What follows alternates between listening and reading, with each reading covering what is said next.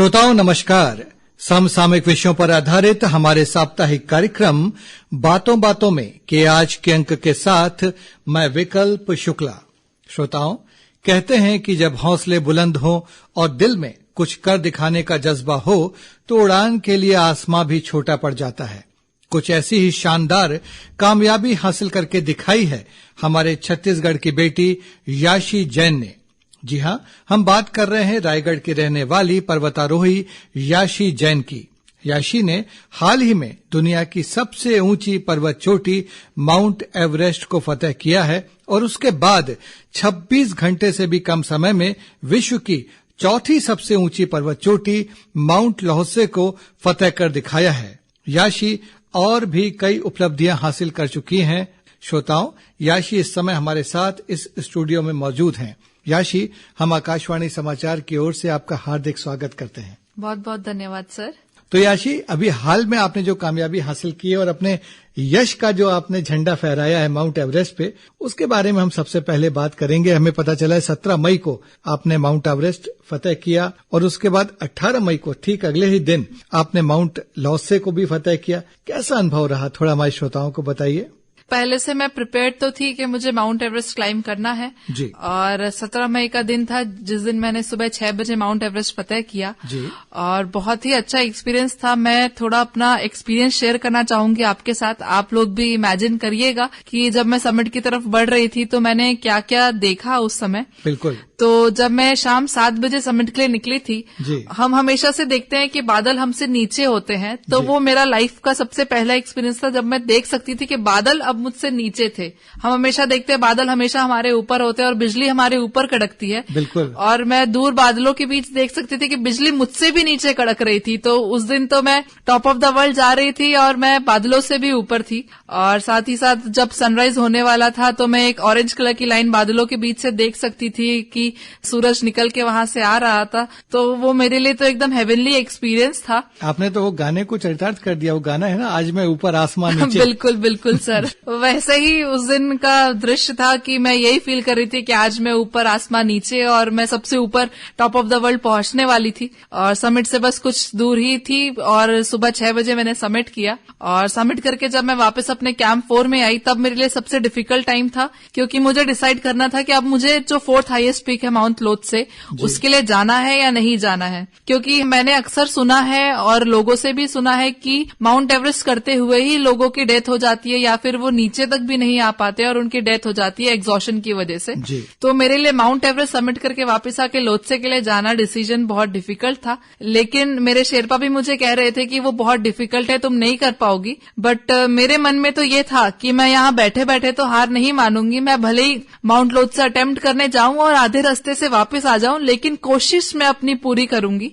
मैंने शायद कोशिश में ही वो माउंट अचीव कर लिया और एक नेशनल रिकॉर्ड भी बना लिया। और बहुत ही खुशी हुई मुझे उस समय। और मैं तो पापा को आते साथ मैंने ये कहा था कि मैंने माउंट ल्होत्से बस आपके लिए ये समिट किया है, क्योंकि आप भी चाहते थे कि मैं ये दोनों पीक एक साथ करूं। और फिर मैंने वो कर दिखाया। आपने याशी जिन चुनौतियों का सामना किया, क्योंकि हम तो जो छत्तीसगढ़ के लोग हैं वो आप पे गर्व भी करते हैं, और जब आप जाती हैं ऐसे किसी अभियान पे तो आपकी चिंता भी रहती है हम लोगों को, क्योंकि आप हमारी बेटी हैं। तो हमें पता चला कि जब आप लौट कर आई तो फिर आपकी कुछ तबीयत भी खराब हो गई थी, ऑक्सीजन की भी कमी थी। उसके बारे में बताइए, वो कैसा अनुभव था? जी सर, क्योंकि मैंने 26 घंटे के अंदर लगभग एक दिन के अंदर मैंने दोनों पीक क्लाइम किया था। और जब मैं वो दूसरा पीक क्लाइम करके वापस आ रही थी अपने कैंप 2, तो वीकनेस की वजह से भी, क्योंकि ऑब्वियसली बॉडी एग्जॉस्ट हो जाती है और साथ ही साथ वहां पे क्योंकि ऑक्सीजन की बहुत कमी होती है, तो सप्लीमेंट ऑक्सीजन यूज करने के बाद भी वो मेरे बॉडी में कुछ असर नहीं कर रही थी। तो उस वजह से मैं चलते चलते गिर जा रही थी बार बार।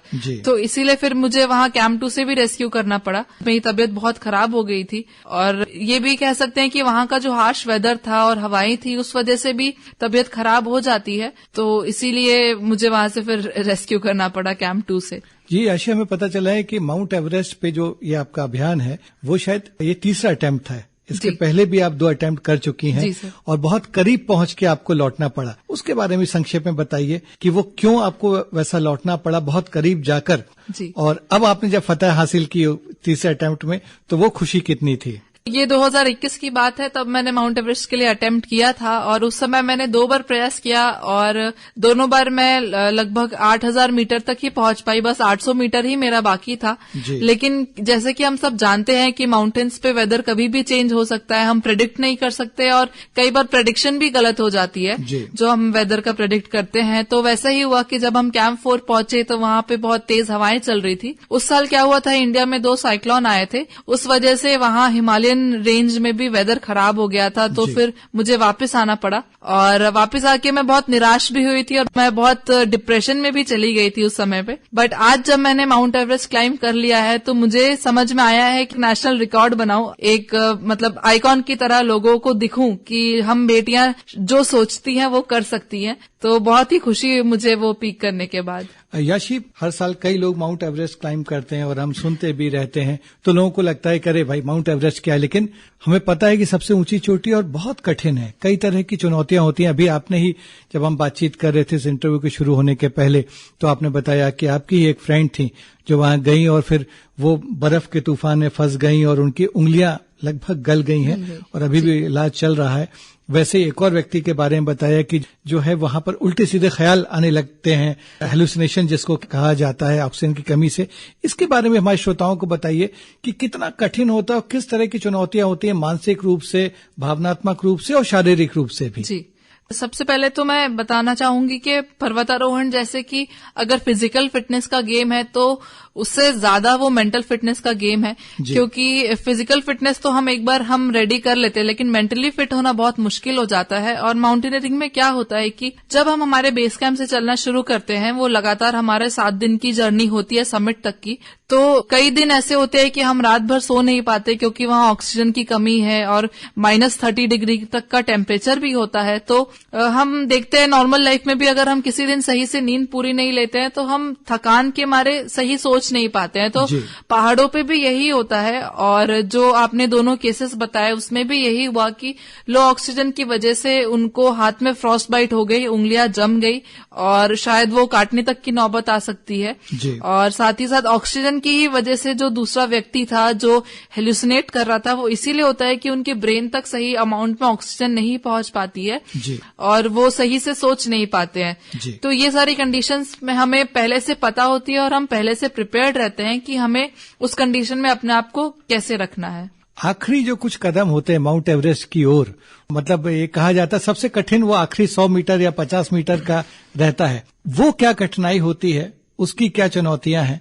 सबसे कठिन वो माना गया है जब कुछ कदम पे रहती है वो पीक, और जब फिर पहुंचते हैं वहां पर अल्टीमेटली तो क्या अनुभव रहता है, किस तरह का उस समय इमोशंस आते हैं, वो भी बताइए। जी, तो क्या होता है कि जब ये हमारा आखिरी 100 मीटर रहता है, उस 100 मीटर में हमें हमारा समिट दिखाई देने लगता है, विजिबल हो जाता है समिट, और डेफिनेटली हम एक्साइटेड तो हो जाते हैं कि अब बस हम कुछ दूरी ही देर है हमारे समिट से और इतने सालों की जो मेहनत है वो अब पूरी होने वाली है।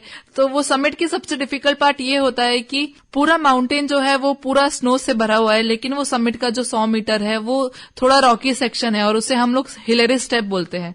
और दिक्कत तब आती है कि हमारे जो शूज होते हैं उनमें जो कांटे लगे होते हैं, हम उन्हें क्रैम्पॉन्स बोलते हैं, तो वो बर्फ में चलने के लिए तो आसान है लेकिन पत्थर पे चलने के लिए वो हमें स्लिप करा देते हैं। तो उस पॉइंट पे क्या होता है कि कई लोग स्लिप होते रहते हैं और हमें रोप को पकड़ते हुए आराम आराम से आगे बढ़ना होता है जिससे कि हम स्लिप ना करें, क्योंकि नीचे तो पूरी गहरी खाई है। बिल्कुल। तो हम धीरे धीरे आगे बढ़ते हैं और उसी वजह से वहां ट्रैफिक जैम भी हो जाता है, क्योंकि क्या होता है जो लोग समिट पे पहुंचे हुए रहते हैं वो वापस आते होते हैं और जो समिट पे जा रहे हैं उनकी भी लाइन लगी हुई होती है, तो वो एक ट्रैफिक जैम हो जाता है और उस पॉइंट पे ही सिचुएशन आती है कि जहां पे आपका ऑक्सीजन भी खत्म हो सकता है। मैं वही सोच रहा हूँ कि पथरीला रास्ता है, बहुत सकरा है, मतलब बामुश्किल एक आदमी उसमें से चढ़ सकता है। ऊपर से जो पहुंच गया है वो नीचे आ रहा है, नीचे वाला ऊपर जा रहा है, ऑक्सीजन की कमी है। तो वो सारी चीजें हमें सोच समझ के ही और टाइमिंग देखते हुए जाना होता है कि हमारा ऑक्सीजन भी बचा रहे और हम सेफली वापस भी आ पाए। जी याशी, इसके पहले आपने बताया कि आप 4 महाद्वीपों की जो सबसे ऊंची चोटियां उन्हें भी फतेह कर चुकी हैं, उनके बारे में भी बताइए। कौन कौन सी वो पर्वत चोटियां हैं और किस किस महाद्वीप में जिन्हें आप फतेह कर चुकी हैं? जी बिल्कुल। तो सबसे पहले मैंने किया था यूरोप का जो हाईएस्ट पीक है माउंट एल्ब्रस, वो क्लाइम किया था। और उसके बाद मैंने अफ्रीका का किया था आपने? ये मैंने 2019 में किया था। ओके। और उसके बाद अभी 2022 में ही मैंने किलिमंजारो किया, जो कि अफ्रीका का हाईएस्ट पीक था। और उसके बाद अभी 23 में साउथ अमेरिका का हाईएस्ट पीक माउंट अकोंकागुआ किया, और अभी हाल ही में एशिया का माउंट एवरेस्ट। ये तो आपकी उपलब्धियां हुई जी। अब इन उपलब्धियों की नींव या यूं कहें कि बुनियाद कब और कैसे पड़ी? याशी ने कब सोचा कि उसे पर्वतारोहण करना है और माउंट एवरेस्ट एक दिन फतेह करना है? इसका बीज कब पड़ा? ये बात है 2015 की, जब मैं क्लास 12th में थी। और तब मैंने एक सीरियल देखा था, माउंट एवरेस्ट नाम का एक सीरियल आता था, और साथ ही साथ उसमें एक लड़की थी जिसने माउंट एवरेस्ट क्लाइम किया था, तो उससे मुझे इंस्पिरेशन मिली। और साथ ही साथ मेरी रोल मॉडल हैं कि हमारी जो अरुणिमा सिन्हा मैम है, यूपी से हैं वो, और उनका एक पैर नहीं है, उसके बावजूद उन्होंने 7 कॉन्टिनेंट्स के हाईएस्ट पीक क्लाइम किए हैं, तो उनसे मुझे इंस्पिरेशन मिली। और साथ ही साथ मेरे मम्मी पापा हमेशा से मुझे कहते थे कि बच्चा तुम्हें कुछ अलग करना है, कुछ अलग करके दिखाना है। और हमारे स्टेट में, छत्तीसगढ़ में, हम देखते आ रहे हैं कि आज खेती किसानी में पुरुषों से ज्यादा महिलाएं आगे हैं, बट फिर भी उन्हें वो रिकॉग्नाइजेशन नहीं मिलता है जिनकी वो हकदार है। तो माउंट एवरेस्ट क्लाइम करके ये मेरी एक कोशिश ही है कि मैं लोगों को दिखा सकूं कि हम बेटियां, हम महिलाएं कुछ भी कर सकती हैं और जो चाहे वो कर सकती है। आज मैं माउंट एवरेस्ट क्लाइम कर सकती हूं, तो कोई भी बच्ची कुछ भी कर सकती है। ये पर्वतारोहण के, ठीक है, एक सपना जगना तो एक बात होती है कि हम कोई सपना देखें, लेकिन उस सपने को पूरा करने के लिए भी हमें बहुत सारे प्रशिक्षण की जरूरत पड़ती है। तो ये पर्वतारोहण का आपने प्रशिक्षण कहाँ से लिया? जी, मैंने HMI Darjeeling, Himalayan institute Darjeeling में एक है, वहां से अपना पहले बेसिक कोर्स किया जी। और उसके बाद नेहरू इंस्टीट्यूट ऑफ उत्तरकाशी में मैंने अपना एडवांस कोर्स किया। और ये दोनों जगह पे पर्वतारोहण का कोर्स लगभग 1 महीने का होता है, जिसमें कि हमें रॉक क्लाइंबिंग के साथ साथ आइस क्लाइंबिंग की भी पूरी ट्रेनिंग दी जाती है जी। और साथ ही साथ जो भी खतरे हो सकते हैं पर्वतारोहण में, उसके बारे में भी सिखाया जाता है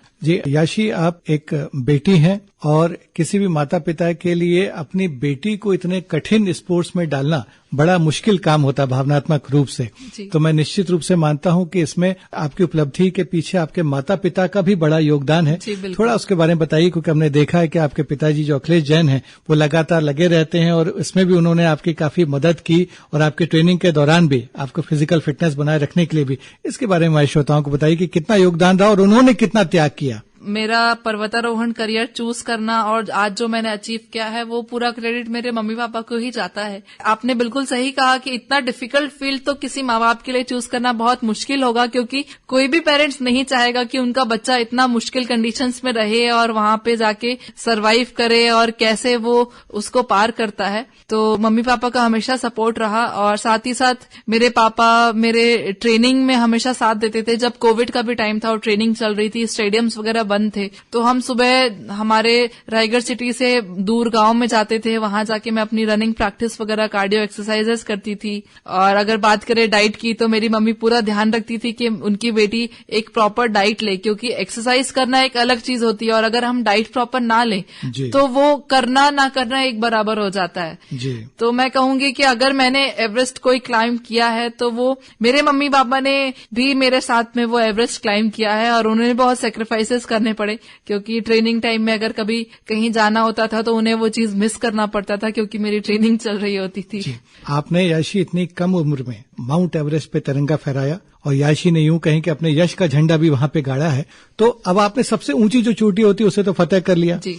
अब याशी का अगला कदम क्या है, अगला सपना क्या है? अगली मेरी कोशिश यही है सर कि मैं हमारे स्टेट में पर्वतारोहण को और आगे बढ़ा सकूं और आने वाले जो बच्चे हैं उनको, जो इस फील्ड में आगे आना चाहते हैं, जो डायरेक्शन मुझे शायद, जो सपोर्ट मुझे मिलना चाहिए था वो मुझे नहीं मिल पाया, बट मैं आज उनको गाइड करके वो सपोर्ट देना चाहती हूं और उन्हें आगे बढ़ाना चाहती हूं। इस इंटरव्यू के एकदम आखिरी जो हमारा ये चरण है उसमें हम अभी चाहेंगे कि हमारे जो छत्तीसगढ़ की जो बेटियां हैं, जो हमारी बच्चियां हैं, उनको आप क्या संदेश देना चाहेंगे कि किस तरह से, क्योंकि जरूरी नहीं कि हर आदमी पर्वतारोहण करे, सबके अपने अपने सपने होते हैं, तो उन सपनों को साकार करने के लिए क्या करना चाहिए, क्या संदेश देंगी आप? जी, सबसे पहला तो मैं यही कहूंगी कि आपने जो सोचा है आप उस पर विश्वास रखिए और उस बारे में अपने पेरेंट्स को बताइए कि आप ये करना चाहते हैं। और रही बात समाज की, तो समाज वाले तो कई बार कहेंगे कि ये चीज मत करो। मुझे भी जब मैं क्लाइंब करने के लिए मैंने सोचा था तो कई लोगों ने मुझे कहा था